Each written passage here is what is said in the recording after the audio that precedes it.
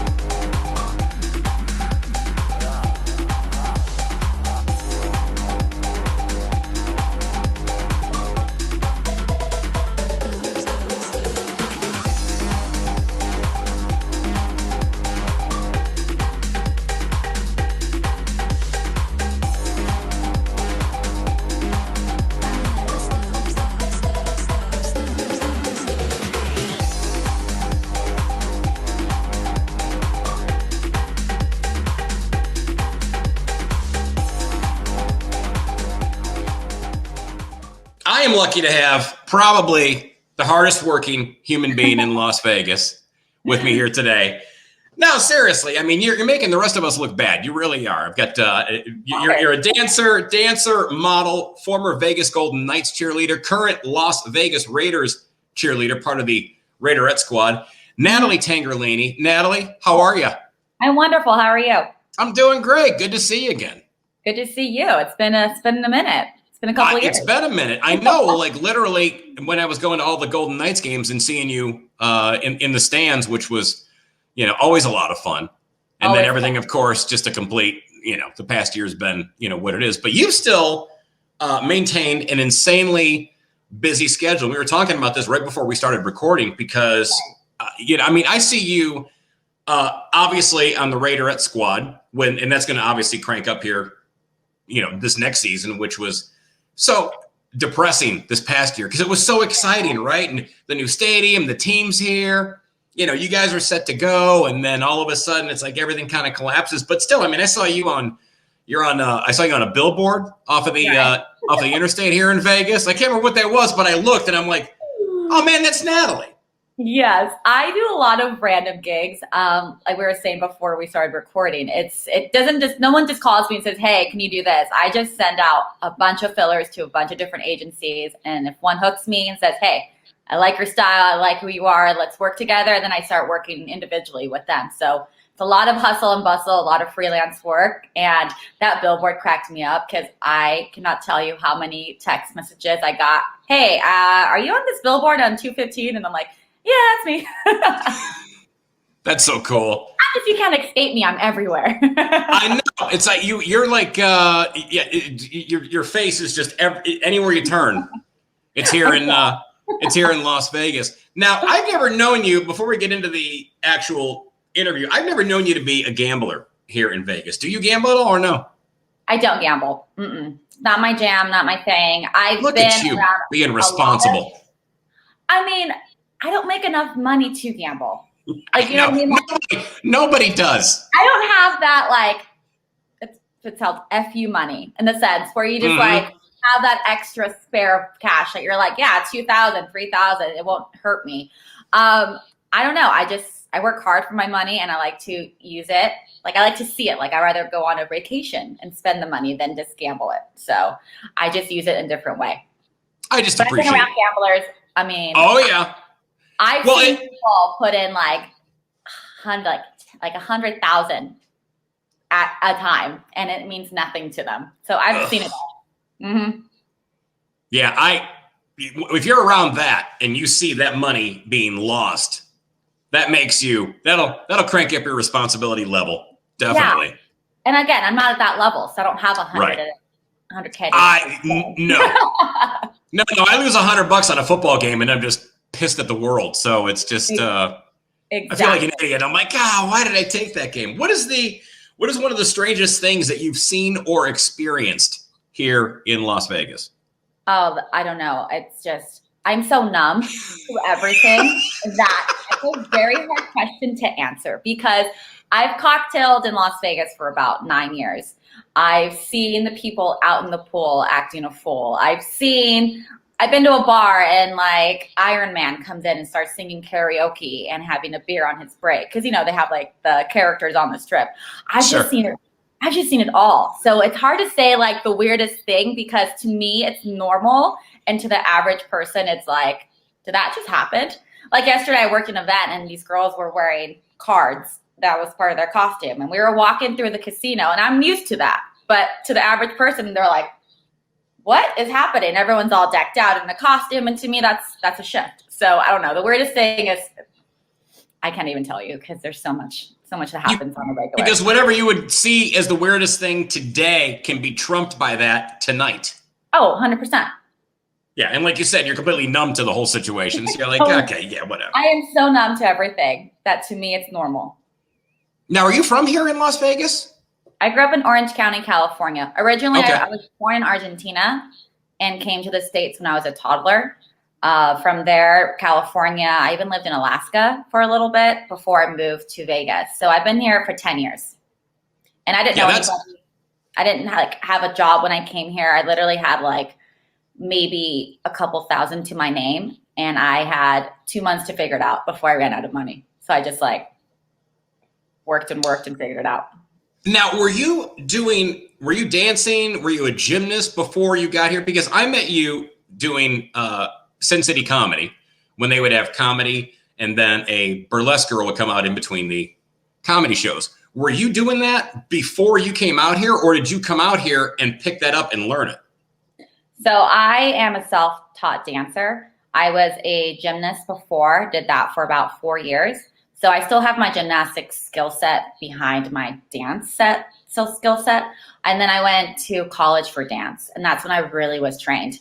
Because I did dance in high school, but it was just like, not the best technically trained dancers. And we all just it was like a recital. It was just fun. But college is where I was trained in ballet and modern contemporary. And then I just picked up my own style and I picked up choreography really easily. So when I moved to Vegas, I just started going to classes and auditioning and just started to figure out what the look and the style out here was.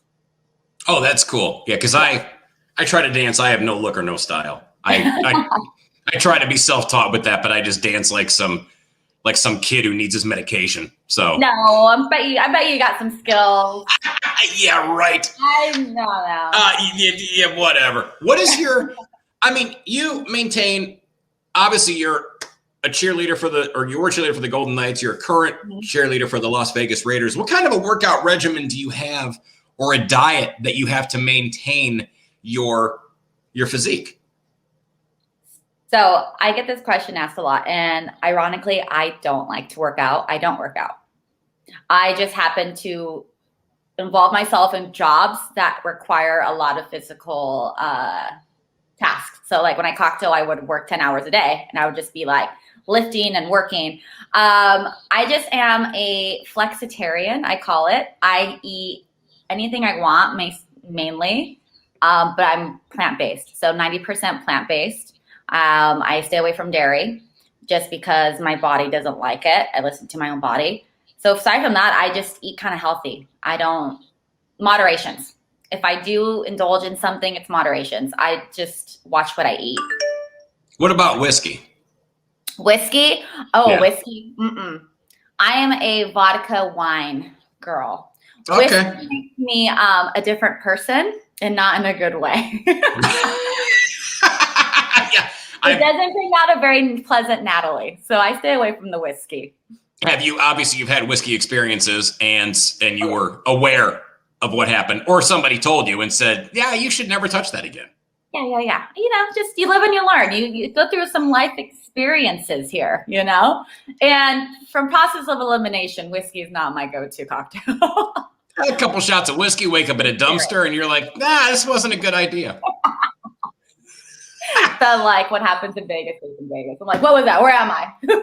Well, what is your version of a cut loose day? or a cheat day? I know you obviously maintain a healthy eating style. So for you, with you being 90% plant-based, I want to hear what your big cheat day would be, because so many people say, I have pizza or I'll have nachos, but I want to hear what your version of a cheat day would be. It's not very exciting. I would probably say the same thing, pizza or nachos. Right. But then I have that a couple times a week, so it's not like a cheat day.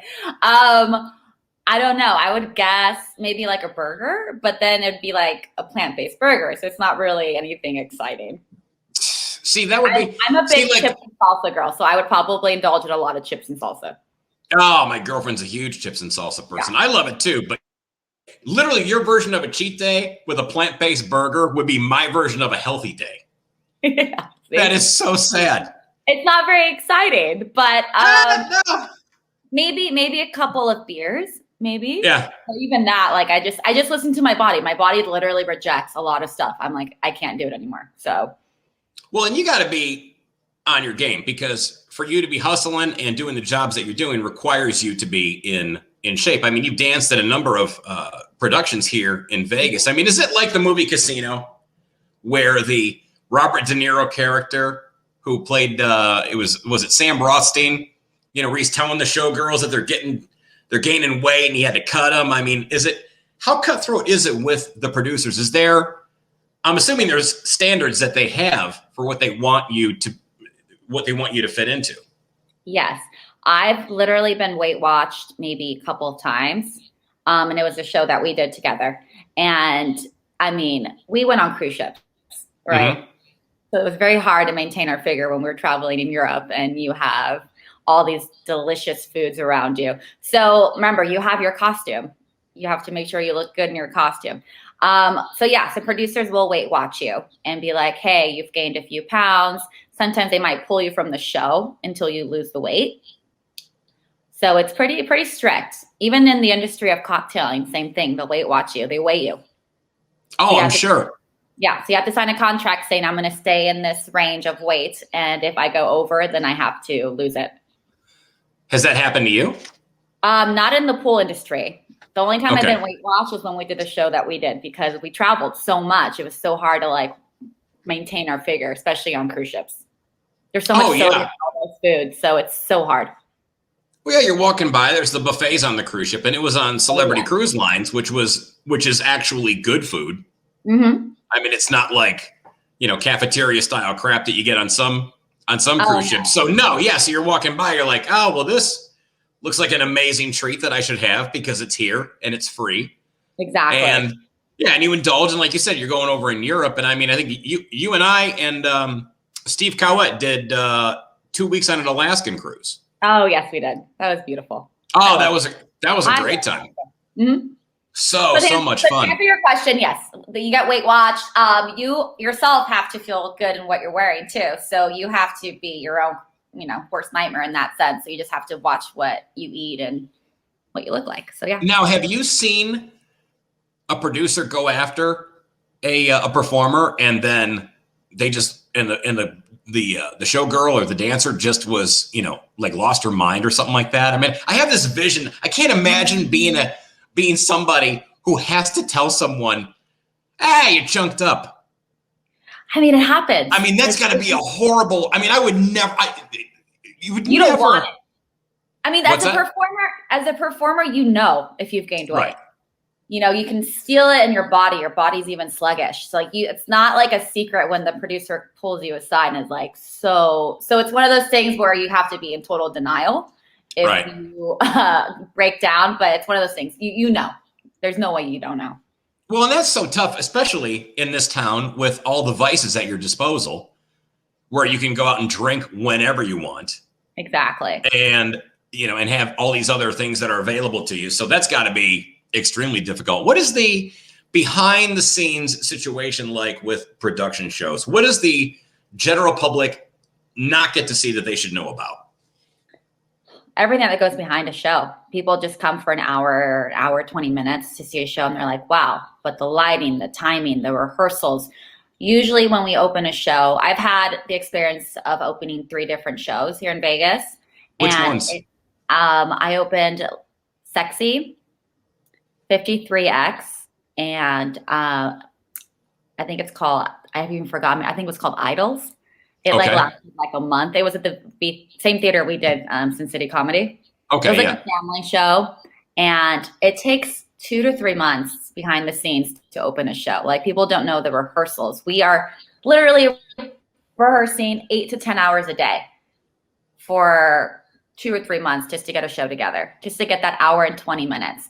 And the behind the scenes, like so many props during a show, so many props malfunction, lighting malfunctions. We've had music that's malfunctioned. And as performers, we have to act like nothing happened and keep going. So as an audience member, we are even tricking ourselves to believe nothing's going on when something is going on. So it's like all the behind the scenes that people don't know about a show. Like, someone called out and we had a swing come in. So that person you're watching, you think is a regular in the show, and it's his first day and he hasn't done the show in 2 months. And I'm partnering with him. So I'm just giving my life to this person, hoping he doesn't drop me. So it's just like a lot of things that people don't know that happen day of the show. That is pretty incredible how we still pull it off. I can't imagine trusting most of my friends to catch me, Yeah. let alone some total stranger. Yeah.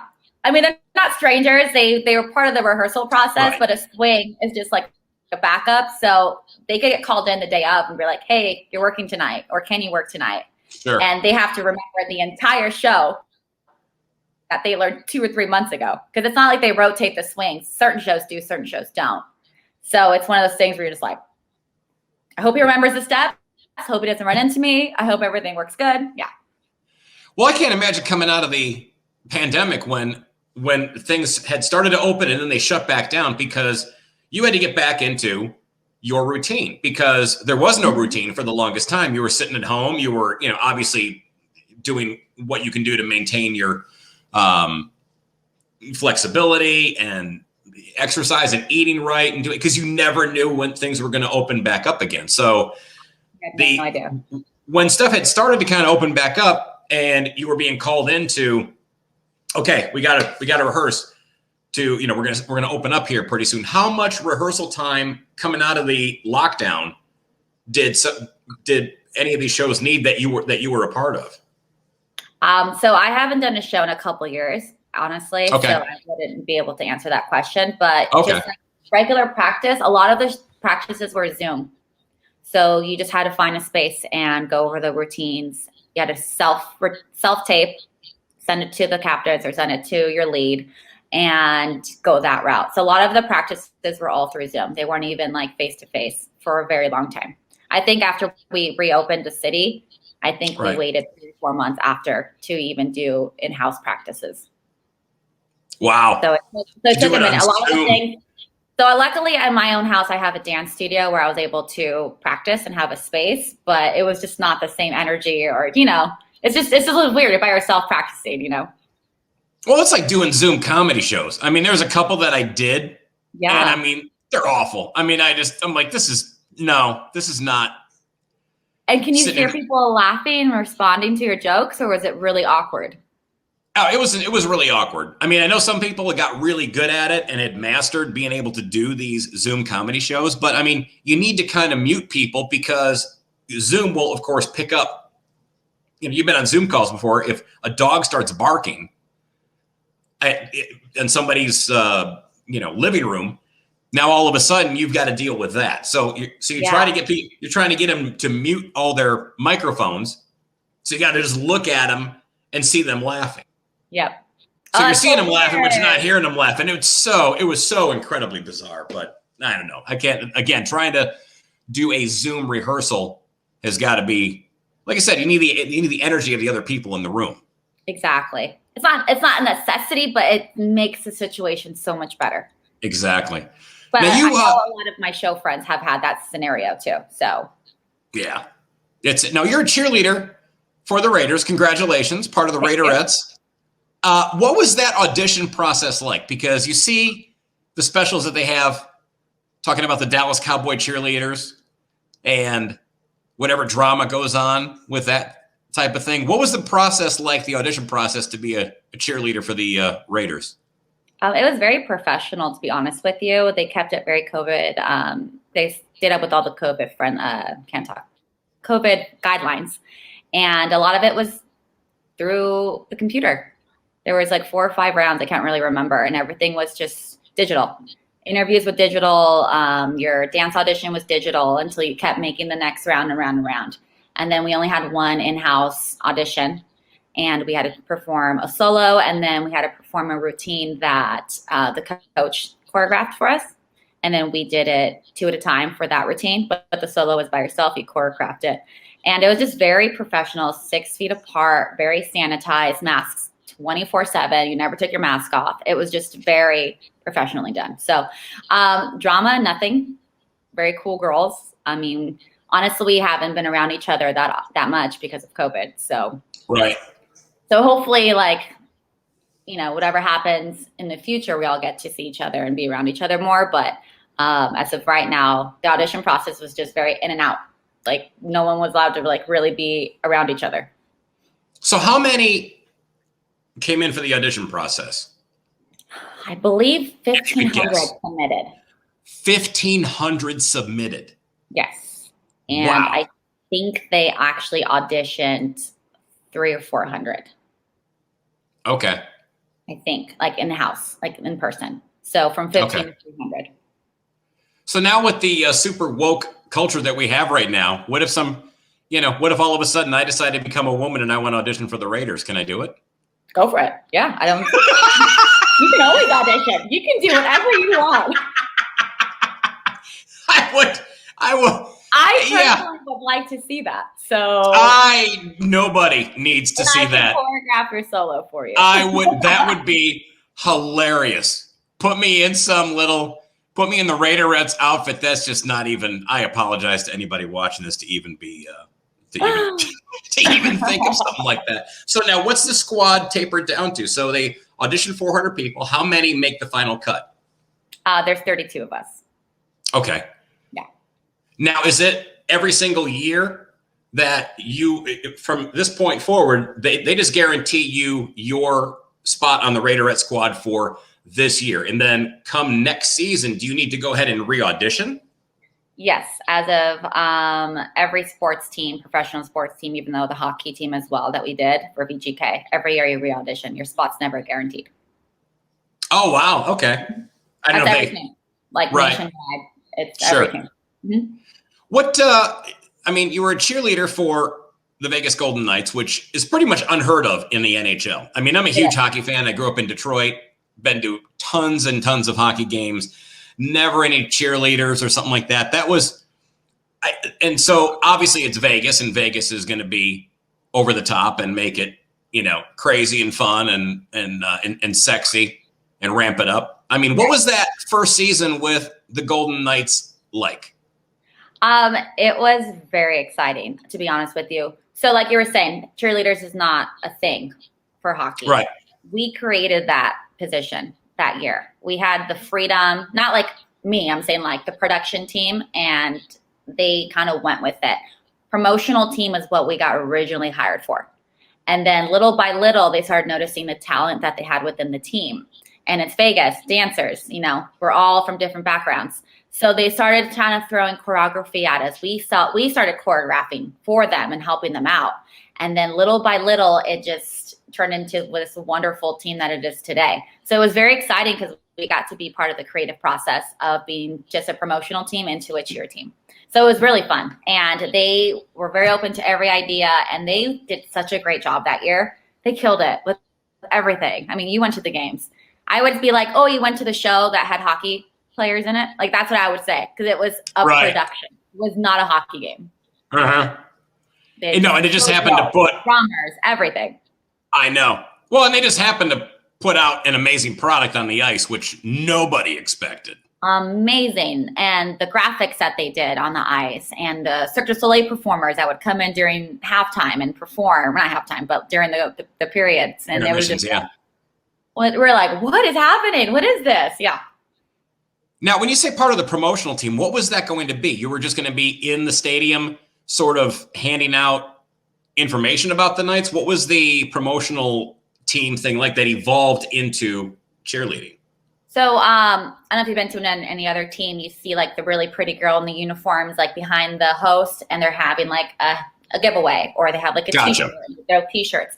It's just very like walk around, be pretty. I don't know if they do suite visits. I don't know. I'm very naive to like the other teams, but they were just very like behind, like every time there's like a screen time, they're just there like smiling, and or they have something to offer, or they're clapping and kind of like doing cutesy dance, but it's not so organized and like dance related.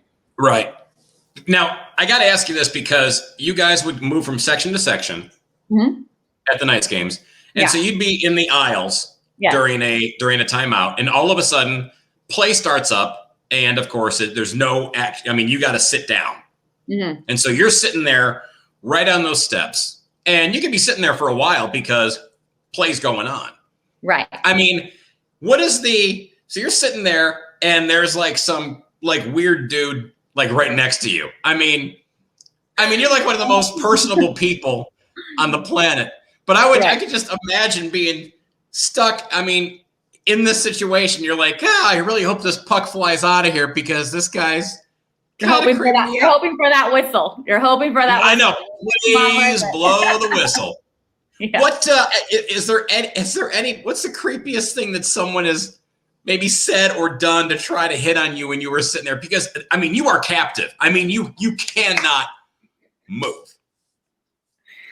I don't know. The pickup lines were, I mean, your basic pickup lines. Like some people would even be like lame and be like, "Oh, you work here?" Like just like lame stuff. Like, are you like, "Oh, you're a cheerleader?" And I'm like, "No, I'm just holding these pom-poms for just display." I don't know. Just people just would just start making small talk with you. And sometimes you will engage in it. Sometimes you ignore it. It's just the level of intoxication will kind of gauge your conversation. Because sometimes they're a little too like too out there, and you're just like, what's the game? You know, you just kind of like maneuver it to the game. So yeah. Or you'd like kind of like pay attention to somebody else, you know, you just kind of try to ignore it without being rude at the same time. But if they do go out of line, then security is very on it. They were like, if they touched us inappropriately, if they said very vulgar things, it would be like, security, no. Even if they were season ticket holders, they didn't care. They got kicked out of the game. Like we've had some girls that got like, you know, grabbed inappropriately and out. Like there's no like, I'm sorry, I'll go back to my seat. It's like immediately get out. Like you do not disrespect the girls. No, well that's great. I mean, it's glad that I know security over there at T-Mobile is on it. I mean, I often yearn for strangers to touch me inappropriately. So I will never create a hashtag. I promise you that. Good, noted. Now you've been around a number of Vegas headliners, and who was the nicest?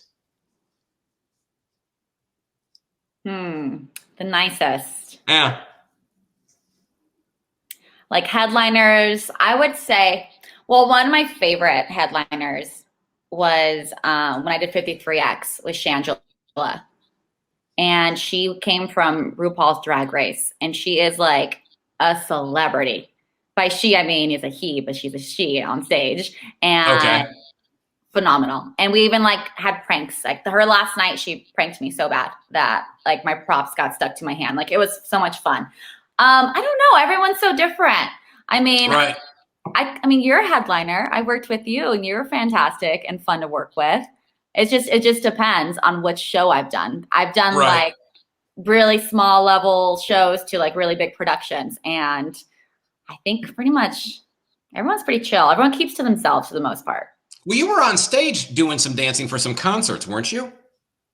I haven't done any of those big concerts. I wish. I've done one-offs with some Latin Univision type of pop stars, but not like J-Lo residencies or anything like that. Right. Okay.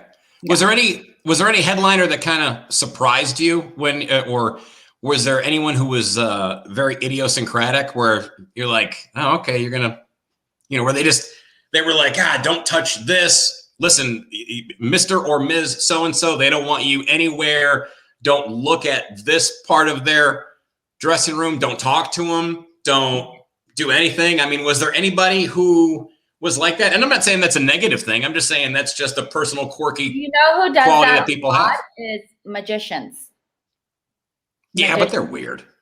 That's the ones. Those are the only ones that are very like that because they're very protective of their props. They're very protective about their magic. So those are the only ones I've worked with in the past where I've been around that are very like standoffish because they don't want any of their secrets to be exposed. And they're very like, get out of here. Everybody else is very chill. Don't touch my fake doves. Don't do it. Yeah. Those are my scarves. Exactly. Exactly. And I've dealt with a lot of impersonators that believe they are that person sometimes, even off the stage. They feel like they still have that level of stardom. Does that make sense? Oh no, I've experienced this before. I've seen people come off. It's like, you're really not Elvis, right? You understand. Exactly. You are not Elvis. You're not that person, but on stage you can't play that person, but you're still not that person. So yeah. That had to be so. I've dealt with a lot of that before where I'm just like, okay.